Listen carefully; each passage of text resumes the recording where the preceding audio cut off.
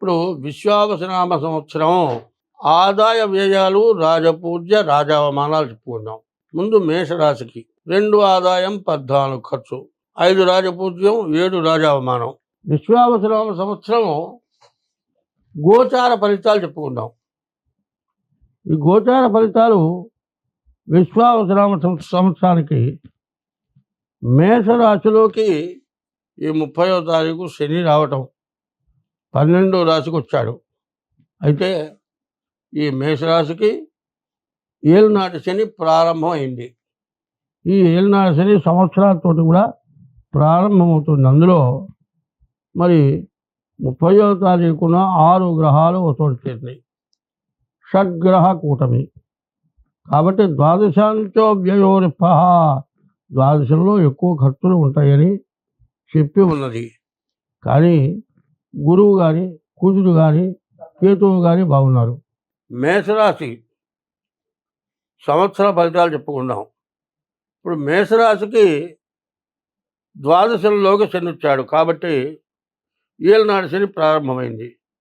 దాంతోపాటు 30వ తారీఖున 6 గ్రహాలు ఒక చోట చేరినాయి. ద్వాదశంలో ఈ 6 గ్రహాలు చేరటం మంచిది కాదు. మరి 9 గ్రహాలు 6 గ్రహాలు అక్కడ చేరటం చాలా కష్టమైనటువంటి సమయం. ఈ రాశివాడి గోచారరీత్యా ఈ సంవత్సరం అంతా కూడా చాలా ఇబ్బందులు, కష్టాలు ఉంటాయి. కాబట్టి ఈ రాశివాళ్ళు ఇది గోచారం అంటే జన్మ నక్షత్రాన్ని బట్టి అశ్వని, భరణి, కృత్తిక.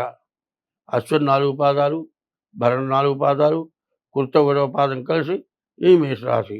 ఈ నక్షత్రంలో ఈ పాదాలు కలవాళ్లే మేషరాశి వాళ్ళు అవుతారు.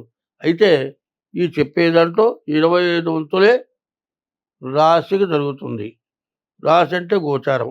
ఈ గోచారం ఇప్పుడు చెప్పేదంతా కూడా 25 వంతులే జరిగేది. జన్మ నక్షత్రం మీద అయి ఉంటే ఏదో ఇష్టం వచ్చిన పేరు పెడితే కాదు. మీ అక్షరం నక్షత్రానికి, పుట్టిన నక్షత్రానికి సంబంధించి ఉండాలి. అంటే నక్షత్రానికి పిలిచే పేరు కూడా నక్షత్రం వస్తుంది. అట్లా కాదు, మీరు పుట్టినరోజు నక్షత్రాన్ని బట్టి పేరు పెట్టాలి. అట్లా పేరు పెట్టుంటేనే అది కరెక్ట్. ఏదో నక్షత్రం సంబంధం లేని పేరు పెడితే అది గోచారం అయ్యేది కాదు. కాబట్టి ఈ గోచార ఫలంలో పూర్తిగా బాగాలేదు. కాబట్టి మీరేం చేయాలి, మీ జాతకం చూపించుకోవాలి. డేట్ ఆఫ్ బర్త్ లేకపోతే హస్త సాముద్రిక ద్వారానైనా సరే మీ జాతకం చూపించుకోవడం ఈ మేషరాశి వారికి చాలా అవసరం.